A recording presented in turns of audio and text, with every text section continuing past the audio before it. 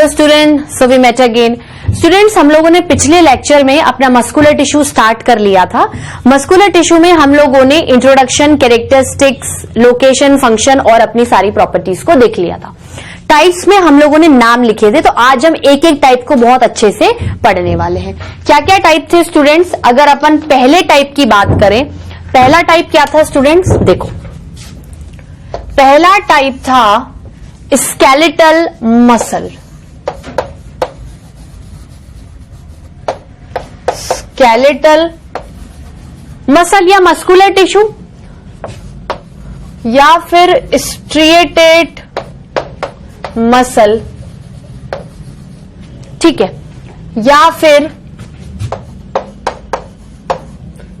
Voluntary, ठीक है। एक काम करते हैं, अपन तीनों मसल को एक ही तरीके से पढ़ लेते हैं। मैं पार्टीशन कर देती हूं, ठीक है। उसके बाद सेकंड आता है आपका, सेकंड क्या आता है? स्मूथ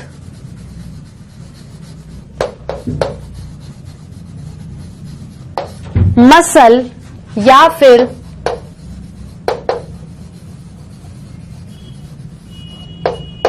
नॉन स्ट्रिएटेड मसल, ठीक है, या फिर इनवॉलेंट्री मसल, ठीक है। फिर इसका भी पार्टीशन कर दो और यहां पर आएगा आपका तीसरा नंबर का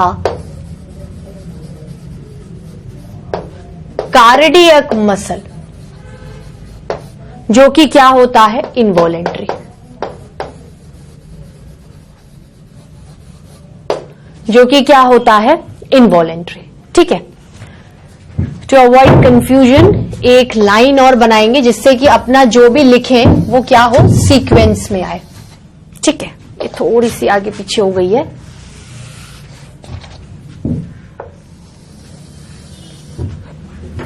ठीक है। चल, सबसे पहले क्या करेंगे, इसमें अपन कोई स्पेसिफिकली पॉइंट मेंशन नहीं करेंगे, हम सिर्फ लिखते जाएंगे। स्केलेटल मसल्स, क्या समझते हो आप इनसे? ऐसे मसल्स, आपकी बॉडी की ऐसी मसल्स जो आपकी बॉडी के स्केलेटन पे प्रेजेंट है, ठीक है। स्केलेटन मतलब they are purely and purely associated with the bones of your body. The muscles which are purely and purely associated with the skeleton, that is the bones of our body, are called as skeletal muscles. तो पहला point क्या लिखूंगी? Muscles associated with the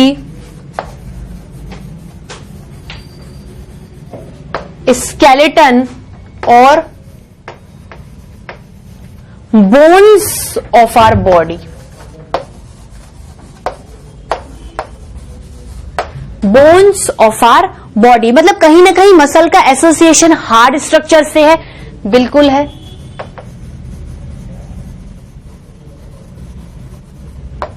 association with the hard structure, association with the hard structure. इसमें क्या लिखूंगी?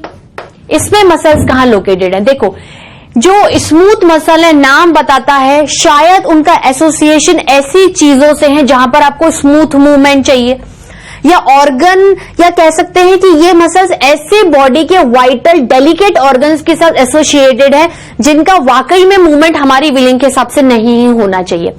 उसका association तो direct आपकी बॉडी की बोन से, ओवरऑल स्केलेटन से, हार्ड स्ट्रक्चर से।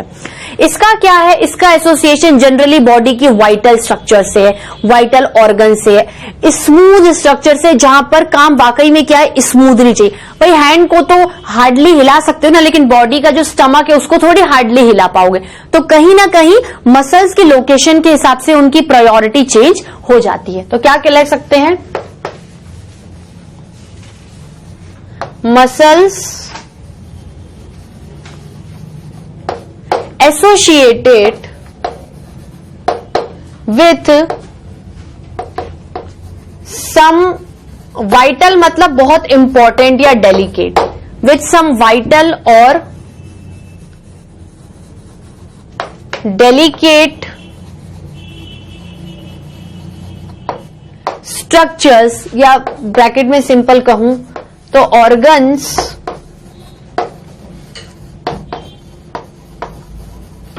Organs of our body, organs of our body. ठीक है, तो इसका एसोसिएशन किससे है?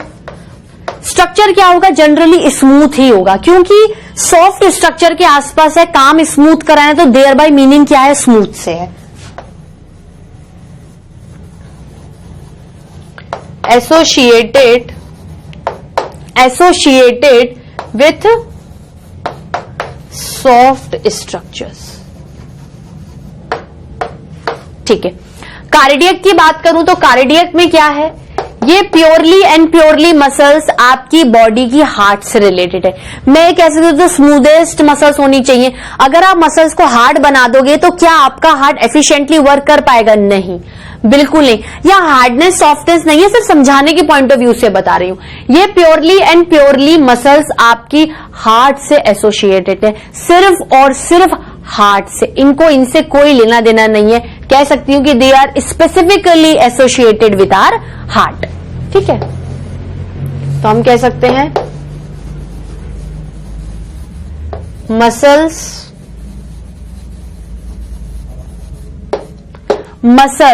एसोसिएटेड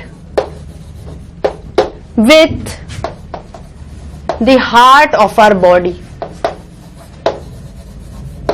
और उसमें भी मैं स्पेसिफिकली लगा रही हूं कि सिर्फ हार्ट के साथ ही है।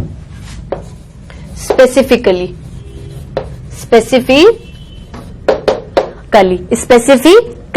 ठीक है, इसमें ये चीज लिखने की जरूरत नहीं, क्योंकि हार्ट अपन ने वर्ड क्या है? मेंशन कर दिया है। हार्ट वर्ड क्या है? मेंशन कर दिया है। इसमें आपने ये स्केलेटन मेंशन कर दिया है। अब अगर अपन सेकेंड पॉइंट के बारे में पढ़े, voluntary, involuntary and involuntary. Voluntary मतलब ये मसल्स मेरी इच्छा के अनुसार काम करेंगी, मेरे विल के अनुसार काम करेंगी, इनका कंट्रोल मेरे हाथ में है। जबकि ये चीजें इन दोनों में क्या है? डेफिशिएंट है। ये अपने हिसाब से काम करती है, ना मैं इन्हें देख सकती हूं काम करते वक्त, ना ही मैं किसी भी तरीके से इन्हें कंट्रोल कर सकती हूं। ठीक है, तो क्या लिख सकते हैं?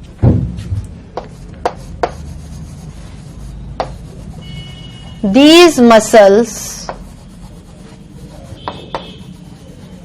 And their movement. मेन तो मूवमेंट से मतलब है, and their movement are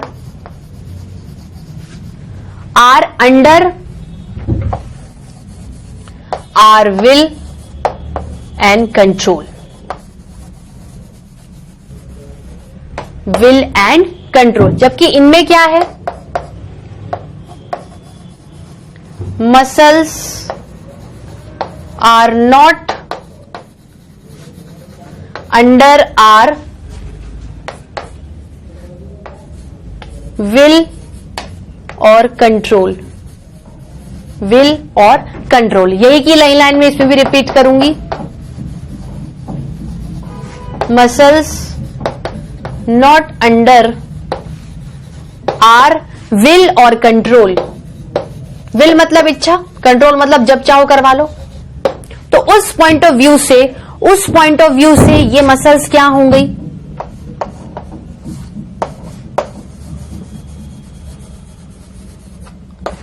voluntary.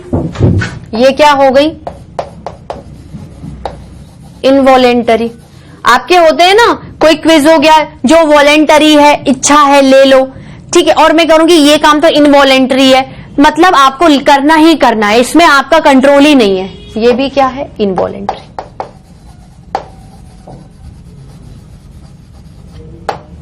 ठीक है, अब अगर इनके शेप एंड साइज की बात की जाए, अब देखो आपने ओवरऑल एक जनरल आइडिया ले लिया है। अब क्या करूंगी मैं? इन मस्कुलर टिश्यू के कैरेक्टरिस्टिक्स की बात करूंगी ना, शेप एंड साइज की, मतलब कहीं ना कहीं मैं इनके पर्टिकुलर मसल सेल की बात करूंगी। ठीक है,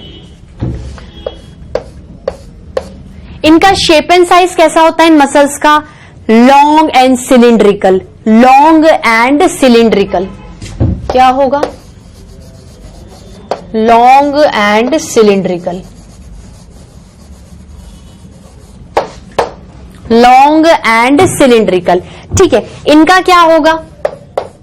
देखो मसल जनरली लॉन्ग ही चाहिए, क्योंकि उसको कहीं ना कहीं एक क्या कह सकते हैं कि लंबी मसल होगी तो बोन्स के साथ एसोसिएशन लंबा होगा। अगर कोई लंबी बोन होगी तो उसके साथ भी एसोसिएट हो सकती है, छोटी के साथ तो इजीली हो सकती है। और लंबाई क्यों चाहिए? जनरली जो स्ट्रक्चर्स होंगे ना आपको लंबे ही दिखेंगे मसल के, क्योंकि उनमें मसल फाइबर्स बनने, तो जितने लंबे मसल फाइबर्स होंगे उतने अच्छे कॉन्ट्रैक्टाइल प्रोटीन्स होंगे, जितने अच्छे कॉन्ट्रैक्टाइल प्रोटीन्स होंगे उतना अच्छा कॉन्ट्रैक्शन मूवमेंट होगा और आपकी बॉडी को उतना ही इजी वे में कॉन्ट्रैक्शन और मूवमेंट करने का फायदा मिलेगा, ठीक है। तो इसमें क्या है? इसमें जनरली कह सकते हैं लॉन्ग तो होगा ही, थोड़ा spherical with pointed and. Diagram में अभी नहीं बताऊंगी, डायग्राम में इसको मिटार के बताऊंगी, विथ पॉइंटेड एंड्स, ठीक। या देखते हैं अगर यहां स्पेस हुई तो डायग्राम भी बता दूंगी।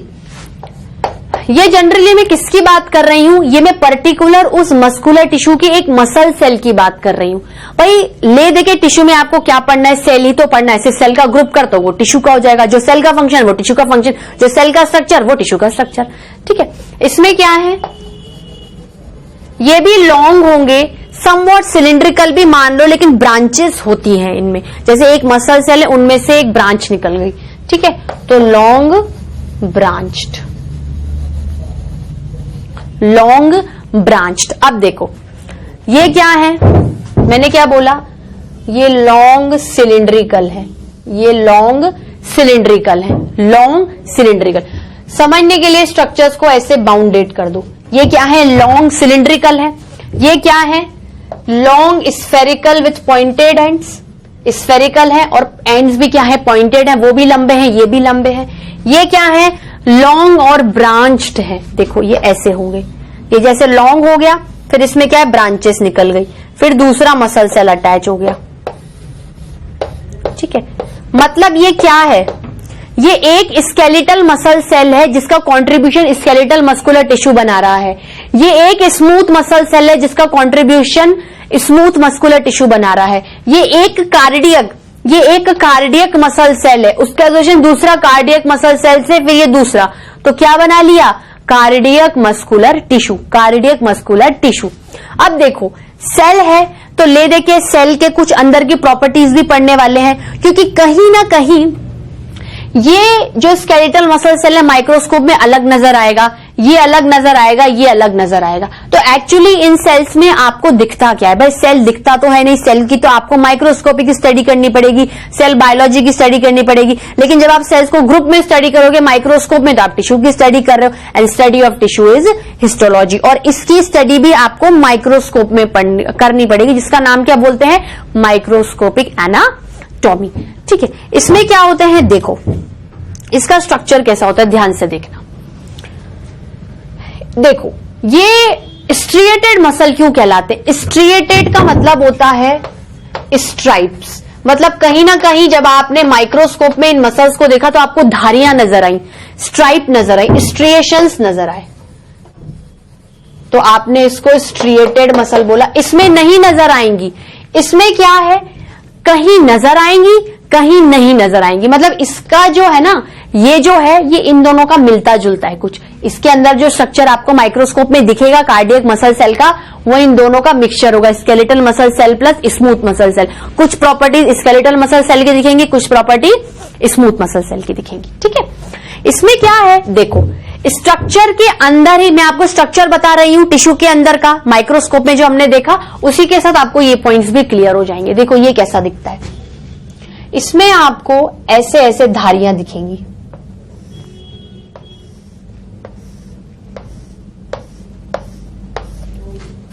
ये क्या है? स्ट्राइप्स है। इन स्ट्राइप्स ने ये जो पूरा स्केलेटल मसल सेल है इनको पार्टीशन में, कंपार्टमेंट्स में, या एक कर दूं तो बैंड में डिवाइड कर दिया। ये वन बैंड वन कंपार्टमेंट, या ये दूसरा बैंड दूसरा कंपार्टमेंट। ऐसा देखा गया स्केलेटल मसल में माइक्रोस्कोप में, जब आपने हाई पावर इलेक्ट्रॉन माइक्रोस्कोप का यूज किया कि ठीक है देयर आर स्ट्रिएशन और stripes on the skeletal muscle, there are stripes and striations on the skeletal muscle cell.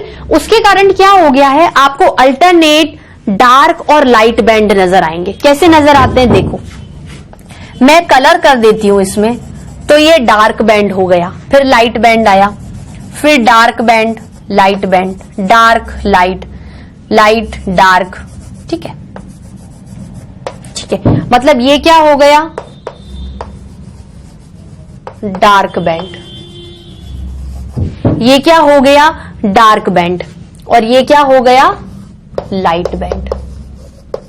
ये डार्क बैंड, ये light band, dark band, light band. मतलब skeletal muscle cell को स्ट्रिएटेड क्यों बोला, क्योंकि माइक्रोस्कोप में उसके अंदर धारियां नजर आई मेरे को, हॉरिजॉन्टल ऐसी लाइनें नजर आई। उन लाइनों की वजह से इस सेल में आपको ऑल्टरनेट डार्क और लाइट बैंड्स भी नजर आए। मतलब इन स्ट्राइप्स ने एक नई चीज को जन्म दे दिया, alternate dark light, dark light, dark light, dark light. इसका सिग्निफिकेंस इतना आपके सिलेबस में नहीं है, यही जानना बहुत है।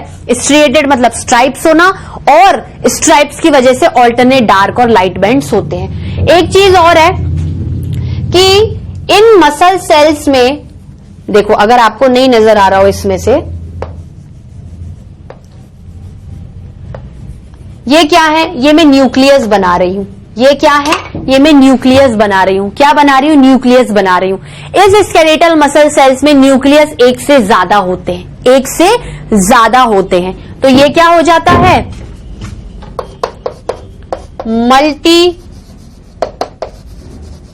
न्यूक्लिएटेड। ये क्या हो जाता है, मल्टी न्यूक्लिएटेड।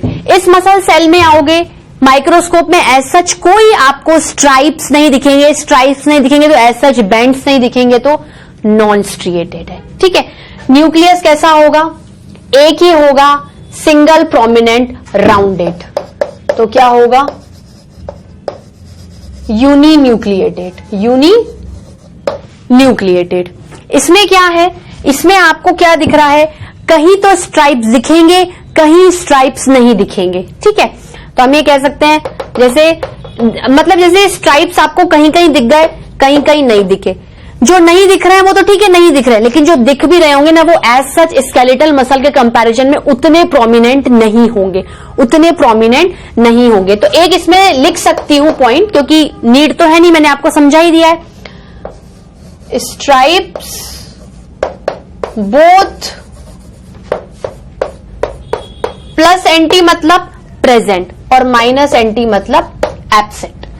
और न्यूक्लियस कैसा होगा, एक मसल सेल में एक ही होगा, एक मसल सेल में एक ही होगा, तो properly uninucleated, properly uninucleated. ठीक है स्टूडेंट्स, आज के लेक्चर में इतना ही।